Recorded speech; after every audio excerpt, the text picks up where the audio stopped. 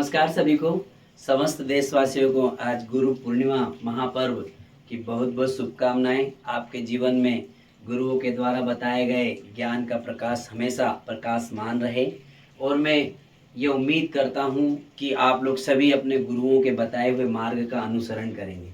देखिए, गुरु का बनाना या गुरु का चुनना आसान है, लेकिन गुरु की सुनना बहुत मुश्किल होती है। यदि जीवन में हमने गुरु की सुन ली तो निश्चित रूप से हमारा जीवन सफल हो जाता है, हमारा जीवन सार्थक हो जाता है। देखिए, इस जीवन में हम लोग कई संतों, गुरुओं और महापुरुषों की बात करते हैं, क्योंकि ये भारत की भूमि कई संतों, गुरुओं, महापुरुषों की भूमि रही है, कई पीरों पैगंबरों की भूमि रही है। इसमें जिन्होंने भी समय समय पर अपने गुरुओं की बात को मानी है, निश्चित रूप से उन गुरुओं की वजह से उनका नाम भारत की भूमि पर अमर हुआ है। इस पृथ्वी पर उन्होंने अपने आप को अमर करके गए। जिस प्रकार से चंद्रगुप्त को गुरु चाणक्य ने तैयार करके चंद्रगुप्त मौर्य बना करके गए, कई ऐसे शिष्य रहे। हम उसी कड़ी में बात करें तो डॉक्टर APJ अब्दुल कलाम हुए, चाहे और कई सारे गुरु की हम बात करें, जैसे मान लीजिए डॉक्टर अम्बेडकर, उन्होंने भी 3 गुरु बनाए थे अपने जीवन में, संत कबीर, महात्मा फुले और तथागत गौतम बुद्ध। ऐसे बड़े बड़े गुरुओं को उन्होंने अपना गुरु माना।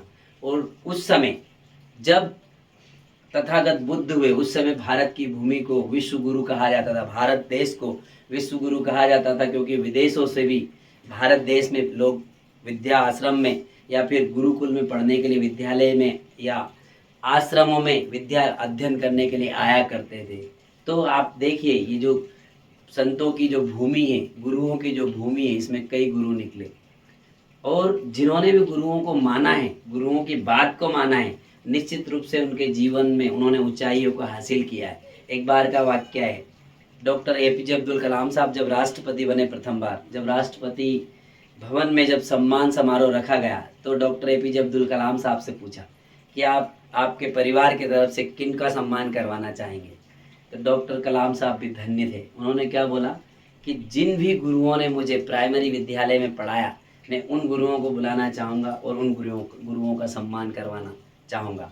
तो निश्चित रूप से जिन भी गुरुओं ने हमको बचपन में पढ़ाया है, कहा जाता है कि पहले गुरु तो माता पिता होते हैं, उसके बाद में प्राथमिक विद्यालयों में जो पढ़ाते हैं वो गुरु होते हैं। हमें चलना सिखाते हैं, हमें बैठना सिखाते हैं, हमें बोलना सिखाते हैं, हमें अ का ज्ञान सिखाते हैं।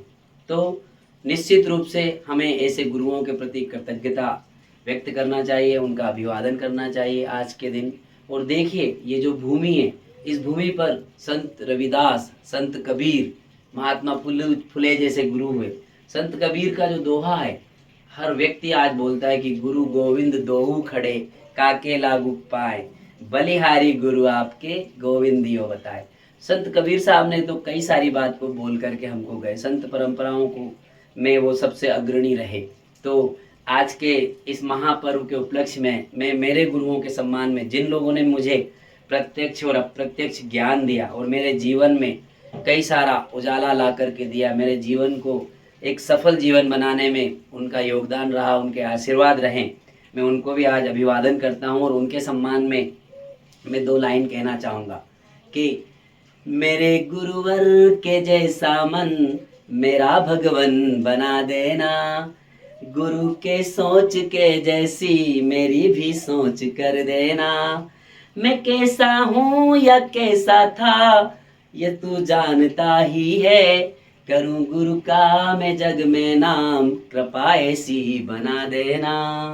बहुत बहुत धन्यवाद। आप लोग मेरे इस वीडियो से अपने जीवन में अपने गुरुओं का सम्मान हमेशा करते रहेंगे और हम लोगों को हमेशा अपने गुरुओं की बात को मानना चाहिए। इन्हीं शब्दों के साथ सभी लोगों को गुरु पूर्णिमा की बहुत बहुत शुभकामनाएं।